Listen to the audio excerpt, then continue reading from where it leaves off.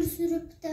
Ені бас бармақ, екіншісін балан ерек, үшіншісін ортан терек, төртіншісін шылды шүмек.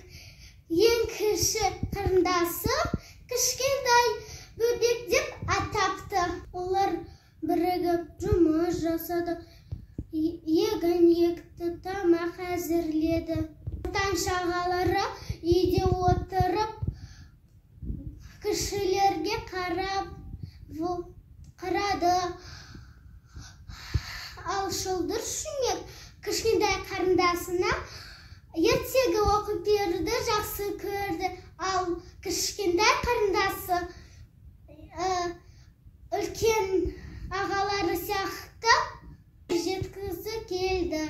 Осылайша 5 ағайындылар тәтті өмір сүріп жатқан. Орманнан бір үлкен аю шығып, сақсақтардың тыныштығын бұзып, бақшаларын тап-тап, үйлерін құлатып, бұзуға айналды.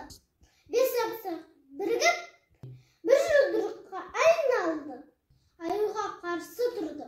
Аю болса, мұндай күшті көрмей қашып кетті. Сөйтіп ағайындылар татулығының арқасында жеңді.